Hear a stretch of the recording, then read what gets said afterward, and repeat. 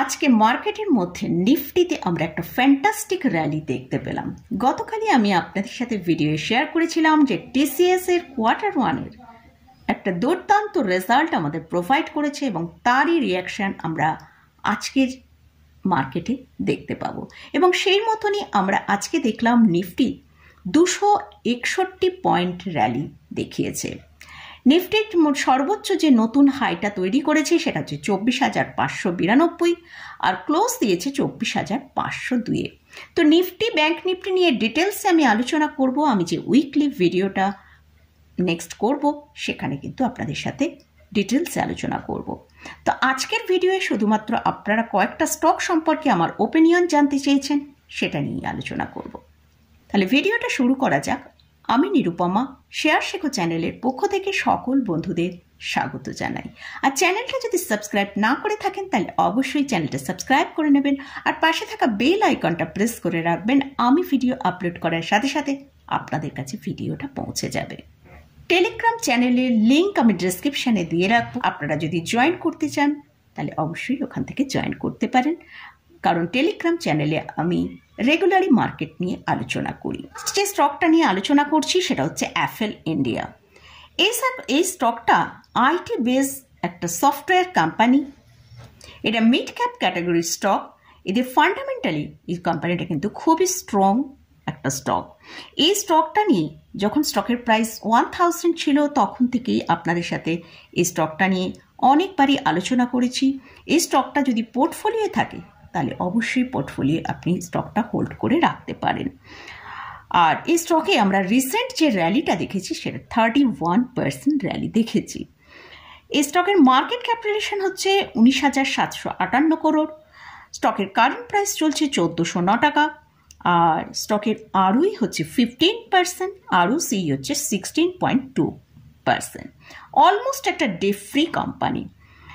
এই স্টকের যদি আমরা ইয়ারলি সেলস এবং নেট প্রফিট দেখি সেখানে দুটোতেই কিন্তু একটা ভালো গ্রোথ আমরা প্রত্যেক বছরে এবং কোয়ার্টারলিও আমরা দেখতে পাচ্ছি। যদি এই কোম্পানির একটা ভালো রিজার্ভ রয়েছে যেটা হচ্ছে 2400, আমরা যদি ব্যালেন্স শিট দেখি সেখানে আমরা দেখতে পাবো। এবারে এই কোম্পানির চার্ট আমরা একটু দেখে নেব। এই কোম্পানিটা কিন্তু এখন এই চার্টে আমরা দেখতে পাচ্ছি স্টকটা একটা রেঞ্জের মধ্যে ট্রেড করছে। ওপরের দিকে 1510, নিচের দিকে 875। যদি স্টকটা 1510কে ব্রেক করে ওপরের দিকে সাস্টেন করতে পারে তাহলে আমরা এই স্টকে নতুন হাই দেখতে পেতে পারি। আর যদি স্টকটা হোল্ডিংয়ে থাকে তাহলে অবশ্যই 1350 টাকা স্টপ লস রেখে স্টকটা হোল্ড করা যেতে পারে আর টার্গেট হিসেবে 1500 টাকা রাখা যেতে পারে। যদি শর্ট টার্মে আপনি স্টকটাকে নিয়ে থাকেন সেটারই টার্গেটটা বললাম। নেক্সট যেটা নিয়ে আলোচনা করছি সেটা হচ্ছে Route Mobile. Route Mobile is an Indian cloud communication platform as an service company. এটা স্ট্যাবলিশড হয়েছিল 2004 সালে। এরা মেনলি যে বিজনেসের মেসেজ, ইমেল, ভয়েস এগুলো কিন্তু এদের মারফতই আমরা পেয়ে থাকি। এই স্টকের মার্কেট ক্যাপিটালাইজেশন হচ্ছে 11,123 করোড়। স্টকের কারেন্ট পি চলছে 30.7।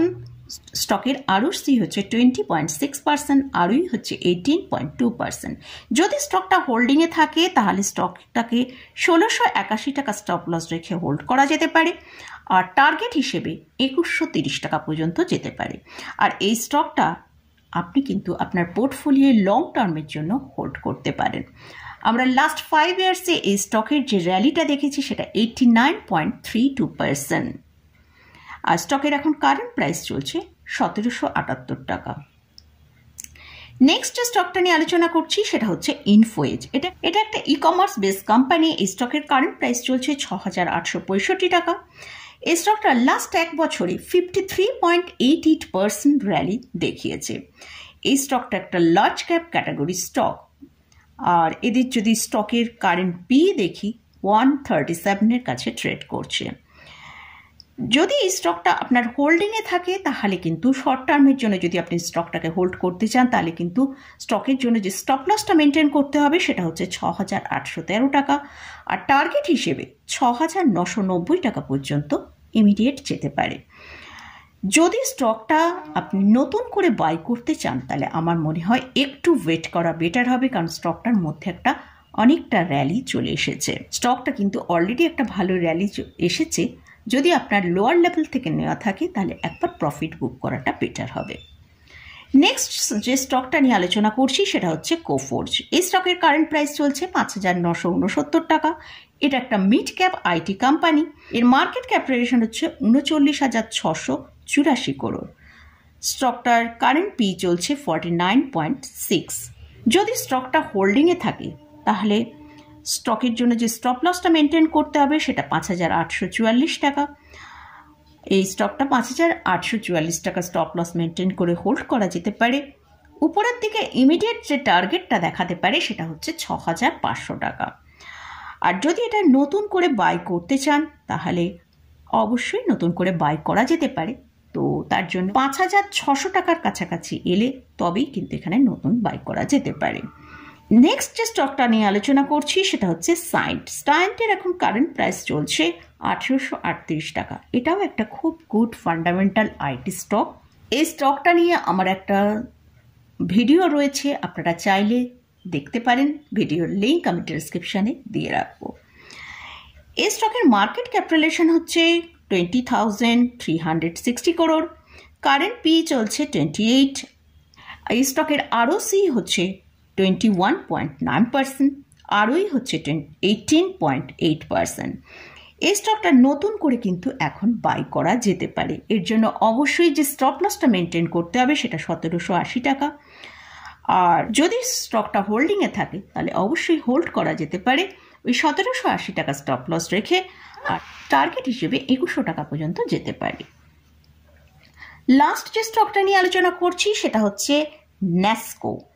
এই স্টকটা রিয়েলিটি কনস্ট্রাকশন সেক্টরের মধ্যে পড়ে। এই স্টকের কারেন্ট প্রাইস চলছে 933 টাকা। এটা একটা স্মল ক্যাপ ক্যাটাগরি স্টক। এর ক্ষেত্রে আমার মনে হয় স্টকটা এখন যেহেতু হাই প্রাইসের কাছে ট্রেড করছে, যদি স্টকটা নতুন করে বাই করতে চান আমার মনে হয় একটু ওয়েট করা বেটার হবে। এই স্টকের মার্কেট ক্যাপিটালাইজেশন হচ্ছে 6,573 করোড়। কারেন্ট পি চলছে 18.1। আর এই স্টকের হাই লোটা আমরা একবার দেখে নেবো। সেখানে হচ্ছে হাই হচ্ছে 1,003, লো হচ্ছে 610। এই স্টকটাকে আমরা যদি নতুন করে বাই করতে চাই তাহলে 820 থেকে 50-এর কাছে এলে তখনই একবার বাই করার কথা চিন্তা ভাবনা করা যেতে পারে। আর স্টকটা যদি আপনার হোল্ডিংয়ে থাকে তাহলে অবশ্যই 900 টাকা স্টপ লস মেনটেন করে স্টকটাকে হোল্ড করা যেতে পারে। এই স্টকগুলোয় আমার ওপিনিয়ন আপনারা জানতে চেয়েছেন, সেটাই আমি শেয়ার করলাম। এই স্টকে কোথাও কিন্তু আমি কোনো বাই রেকমেন্ডেশন করছি না। আপনারা যদি এই স্টকে কোথাও বাই করতে চান তাহলে অবশ্যই ভালো করে ফান্ডামেন্টাল চেক করবেন এবং চার্ট অ্যানালিসিস করে তারপরে বাই করবেন। তো মোটামুটি আজকের মতন ভিডিওটা এখানেই শেষ করছি। ভিডিওটা যদি ভালো লাগে অবশ্যই লাইক করবেন, শেয়ার করবেন, সাবস্ক্রাইব করবেন। ধন্যবাদ।